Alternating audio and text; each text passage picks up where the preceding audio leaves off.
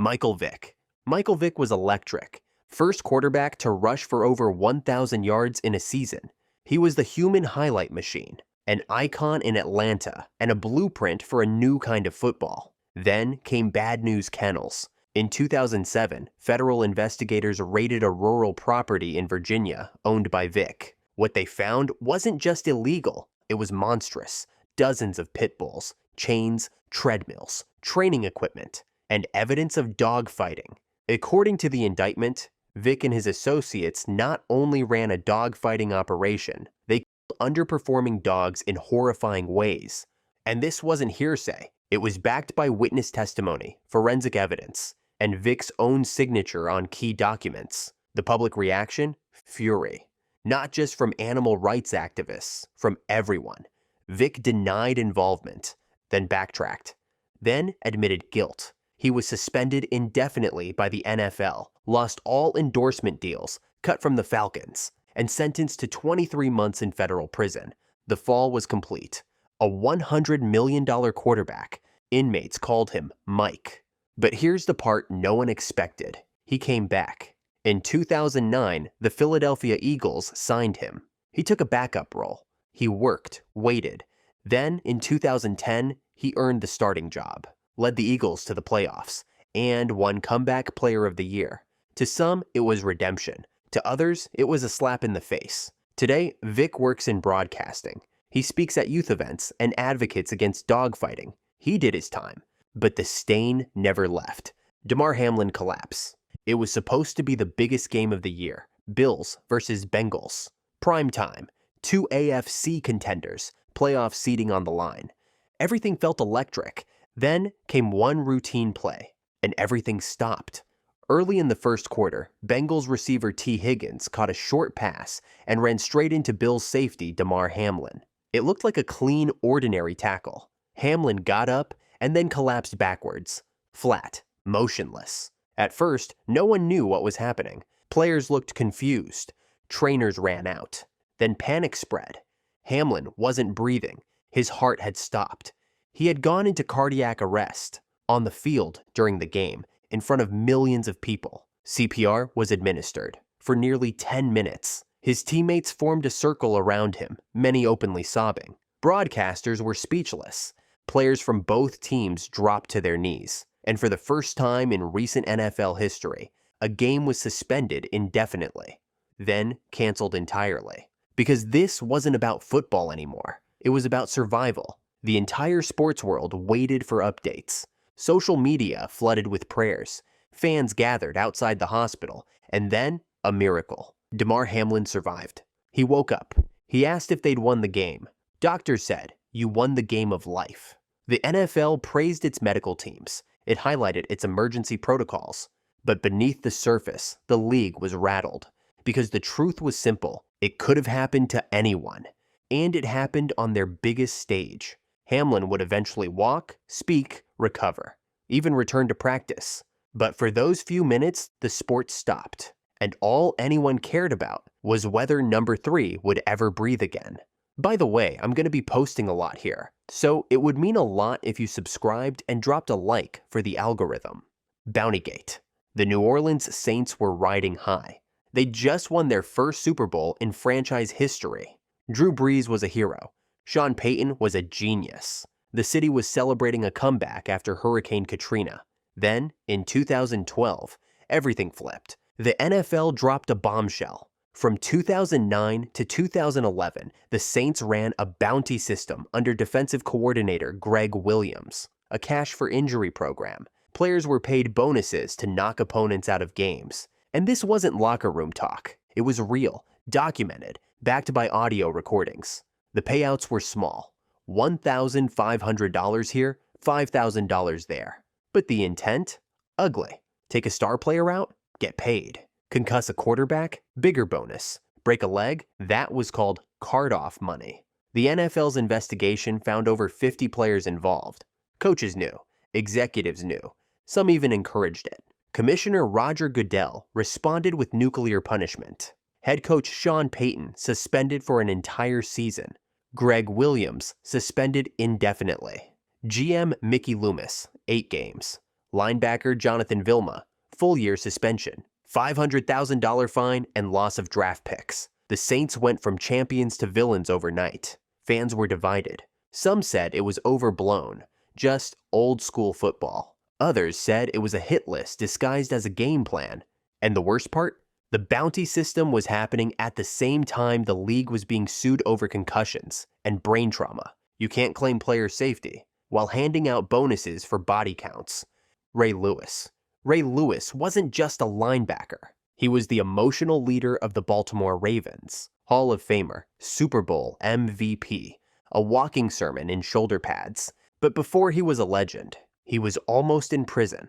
Let's rewind to January 31st, 2000, the night of Super Bowl 34. Not the game, the party. Ray Lewis was in Atlanta. Limousine, entourage, velvet ropes, champagne. Then, chaos. Outside a nightclub, an argument broke out between Lewis's group and another. It escalated fast. Knives were pulled. 2 men were stabbed to death. Ray Lewis fled the scene in a limo. When police pulled him over, they found blood inside the limo. A white suit he was wearing that night. Missing. Witnesses claiming Lewis and his crew were involved. He was arrested and charged with double murder. That's not a typo. Lewis maintained his innocence, said he didn't throw a punch, didn't see who stabbed who. The case went to trial. Then, the charges were dropped. After Lewis agreed to testify against his friends, he pled guilty to obstruction of justice. Got 12 months probation, no jail, no suspension from the league. His 2 friends were later acquitted. The victims' families still have no closure. Ray Lewis returned to football that same year. Won Defensive Player of the Year in 2000. Won Super Bowl MVP in 2001. Went on to become one of the most celebrated players of all time. Today, he's on NFL highlight reels. He gives motivational speeches. He works in broadcasting. You'll never hear the league bring up Atlanta, but the victims' families never forgot. And neither should fans. Because Ray Lewis didn't just dodge a scandal. He dodged a trial for 2 murders and walked back onto the field like nothing ever happened. The Washington Commanders' workplace scandal. The team was once called the Redskins, then Washington Football Team. Now the Commanders. But underneath every name change was the same story. Abuse, harassment, intimidation, and a culture that protected it.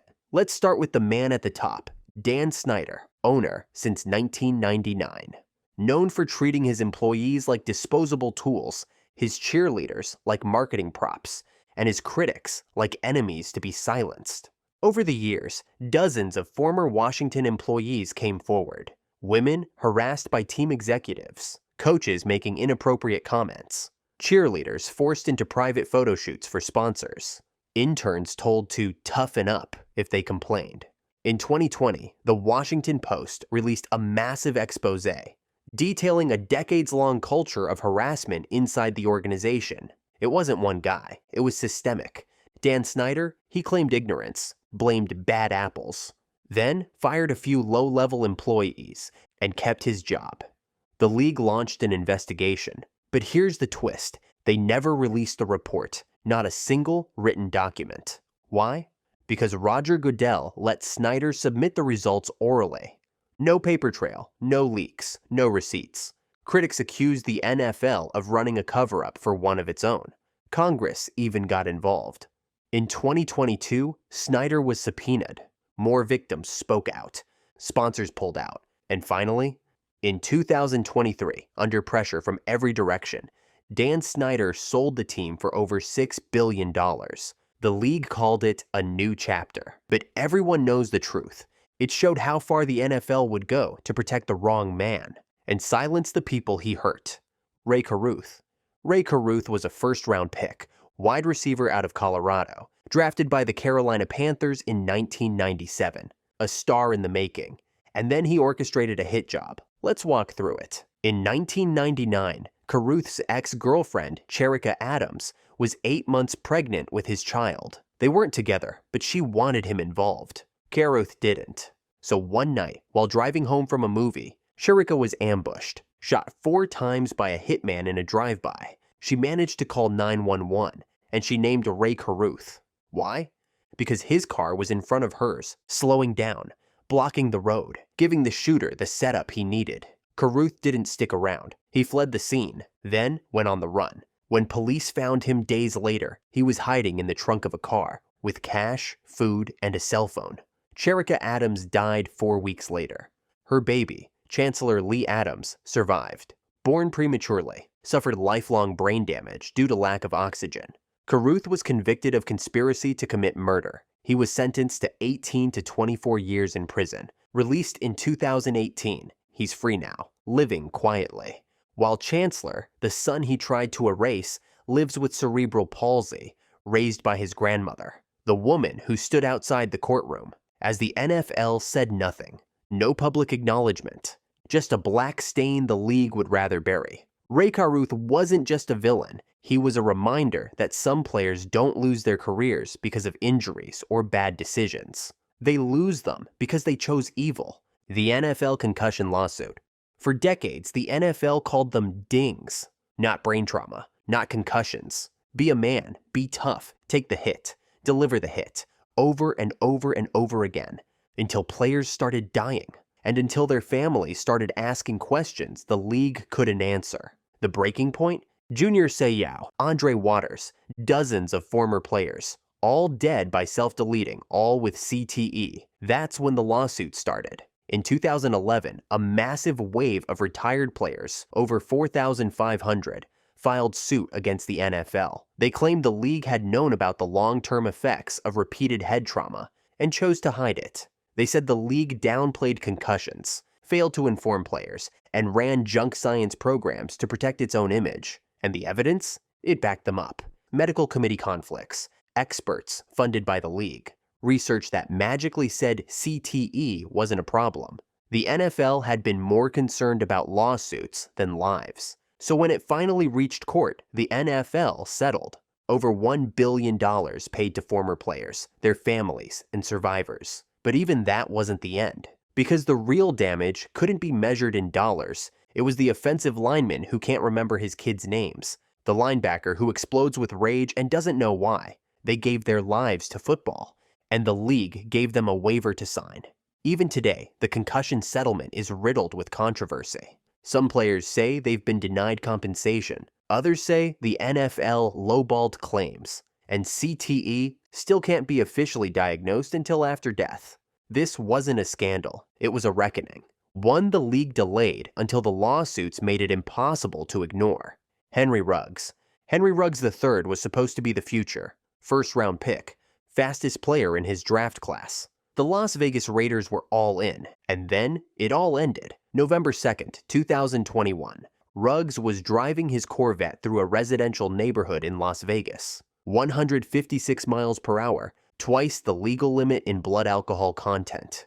Loaded gun in the car, girlfriend in the passenger seat. He slammed into a Toyota RAV4. The car caught fire. Inside was 23-year-old Tina Tintor and her dog. Both passed away on the spot. By the time emergency crews arrived, there was nothing they could do. Ruggs survived, walked away with minor injuries. But his NFL career, dead on impact. The Raiders cut him immediately. The mugshot hit headlines. The footage hit every network. He was charged with DUI resulting in death, a felony in Nevada. He later accepted a plea deal and was sentenced to 3 to 10 years in prison. The fastest player in the league became a convicted felon. This wasn't just about one player, it was about consequence. The Raiders had already dealt with scandals that year. Gruden's emails, arrests, toxic headlines. This was different. This was a death, caused by a man who had every resource in the world, but made the worst choice imaginable. No team will ever sign Henry Ruggs again, and that's how it should be. O.J. Simpson. In the 1970s, there was no one bigger than O.J. Simpson. First player to rush for 2,000 yards in a season. He did it in 14 games. Hall of Fame career, Heisman Trophy, endorsement deals, movies. O.J. wasn't just the face of football. He was the face of America's crossover star. Then came June 12th, 1994. Nicole Brown Simpson, O.J.'s ex-wife, and her friend Ron Goldman were found murdered. Brutally. O.J. was the prime suspect, and when police came to arrest him, he fled. The white Bronco chase. 95 million people watched. He was arrested, charged with double homicide. The trial? A media circus. 9 months of wall-to-wall coverage. Gloves, DNA, Mark Furman, Johnny Cochran. If it doesn't fit, you must acquit. And then, not guilty. The public split. Some saw it as a victory against a racist justice system. Others saw it as a clear-cut case of a murderer walking free. The NFL said nothing. They stayed out of it. But O.J. was already gone. Never played another down after 1979. But now, no one would speak his name. He was later found liable in a civil suit, ordered to pay $33 million to the victims' families. He never did. In 2007, he was arrested again, this time for armed robbery in Las Vegas. Served nearly 9 years in prison, released in 2017. He would later pass away in 2024 after battling with prostate cancer. He never admitted anything. Chuck Hughes, October 24, 1971. Lions versus Bears in Detroit. A close game. Then, Chuck Hughes, a 28-year-old wide receiver for the Detroit Lions, jogged back to the huddle after a play. No hit, no contact. Suddenly, he collapsed face first on the field. At first, people thought it was a cramp, then a seizure, then something worse. Lions trainer ran out. So did Dick Butkus, the Bears linebacker closest to him, waving frantically to the sideline, signaling it was serious. This wasn't normal. Medical staff worked frantically. They rushed him into an ambulance, right there, on the field. No one knew if he was alive. An hour later, it was announced. Chuck Hughes was dead. Age 28. Massive heart attack. Caused by undiagnosed arterial disease. He had no idea it was coming. And the game? It resumed. That's right. After Hughes was driven off the field in an ambulance, the refs restarted the clock. The Lions finished the game. The Bears won. No league statement. Just the next play. Chuck Hughes became, and still is, the only NFL player to die during a game. There's no tribute video, no retired jersey. Most fans have never even heard his name. Only after Demar Hamlin collapsed in 2023 did people remember Chuck Hughes. Jovon Belchure, December 1st, 2012. Jovon Belchure, linebacker for the Kansas City Chiefs, showed up at his home in the early morning hours. He had been arguing with his girlfriend, Cassandra Perkins, the mother of his 3-month-old daughter. He shot her 9 times, then kissed his daughter goodbye. He then got in his car and drove to the Chiefs' team facility, fully armed. He found GM Scott Pioli, then head coach Romeo Crennel, and linebackers coach Gary Gibbs. They tried to talk him down, tried to save him. Belchure thanked them. And then, in the parking lot, in front of his own coaches, he shot himself in the head. The news spread like wildfire. The NFL faced a decision. Cancel the Chiefs game the next day, or keep the schedule moving. They played the game, and fans began asking the real question. How does someone snap like that, and no one sees it coming? Later investigations revealed mental health issues, possible undetected CTE, and escalating domestic disputes that were never properly addressed. And yet, there were warning signs. Belchure had been acting erratically, drinking heavily, struggling with insomnia. But in the NFL, those symptoms aren't red flags. They're just part of the grind. The NFL released a statement, moved on. But the Chiefs? They couldn't. The facility still has the same parking lot, the same locker room, the same coaches who watched one of their own fall apart, and couldn't stop it. Junior Seau and the CTE crisis. Junior Seau was football royalty, 12-time Pro Bowler, linebacker for the Chargers, Dolphins, and Patriots. A machine who played for 20 seasons, flying sideline to sideline with a smile on his face and torpedoes for shoulders. He was the heart of every locker room he entered. Then, in 2012, 2 years after retiring, Seau shot himself in the chest. No note, no explanation, and the football world was stunned. Seau had been struggling, mood swings, depression. He once drove off a cliff, called it an accident, but those close to him said he wasn't the same. The game had taken something from him, and he couldn't get it back. After his death, doctors examined his brain. They found CTE, chronic traumatic encephalopathy, a degenerative brain disease caused by repeated hits to the head. It was severe. His brain looked like it had been through decades of trauma, because it had. This was the moment the NFL could no longer deny the truth. Football breaks brains. The league responded slowly. They introduced new concussion protocols, safer helmets, but the truth was out, and the lawsuit followed. Over 4,500 former players would eventually join the NFL concussion settlement, accusing the league of hiding the long-term risks of repeated head trauma. Seau's death wasn't just tragic, it was a turning point. A moment when fans realized that the game they loved might be killing the players they worshipped. Hernandez. Hernandez had it all: size, speed, swagger. By age 23, he was catching touchdowns from Tom Brady in the Super Bowl. He had a $40 million contract, and then, overnight, it all collapsed. Let's rewind. Hernandez was drafted in 2010 by the New England Patriots. He was a steal, a fourth-round pick, because teams were wary of his off-field history. There were whispers about substance use, violence, gang affiliations. But Bill Belichick gave him a shot, and Hernandez delivered. By 2011, he and Rob Gronkowski formed the most dangerous tight end duo the NFL had ever seen. But behind the scenes, a double life. On June 17, 2013, Odin Lloyd, a semi-pro football player dating Hernandez's fiance's sister, was found unalived near Hernandez's home. Within days, the investigation pointed to Aaron. The Patriots cut him immediately. Then came the revelations. The evidence piled up. In 2015, he was convicted of first-degree murder and sentenced to life in prison without parole. And just when it seemed like his story was over, it wasn't. In 2017, Hernandez was found dead in his prison cell. He had taken his own life. Aaron Hernandez wasn't just suspended. He was erased from the NFL's history because his story was too dark to include and too real to ignore. Ray Rice. Before 2014, Ray Rice was a model NFL citizen, three-time Pro Bowler, Super Bowl champion, face of the Ravens offense, short, powerful, tough, the kind of running back who did everything right on the field and supposedly off it. Then came the elevator and a decision that changed everything. Security footage surfaced of Ray Rice and his then-fiancée Jenna Palmer arguing in an Atlantic City casino elevator. At first, all the public saw was the aftermath. Rice dragging her unconscious body out of the elevator. The NFL suspended him for 2 games. 2. A punishment lighter than some players got for celebrating too long. The backlash was immediate. Media, players, fans, everyone said the same thing.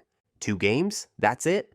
But the NFL stood by it. They claimed they didn't have all the facts. They said it was standard protocol. Then came the full video. It showed Ray Rice rocking Jenna, and suddenly the league flipped. Ray Rice was cut by the Ravens, indefinitely suspended, and blacklisted from the NFL. He was only 27 years old, healthy, productive, and never played another down. What makes this ban so important isn't just what Rice did, it's what it exposed. The NFL had clearly seen enough of the incident before the public did, but they didn't act until the public saw it too. The problem wasn't just violence, it was evidence. It was PR. The NFL didn't change its domestic violence policy because it wanted to. It changed it because it had no choice.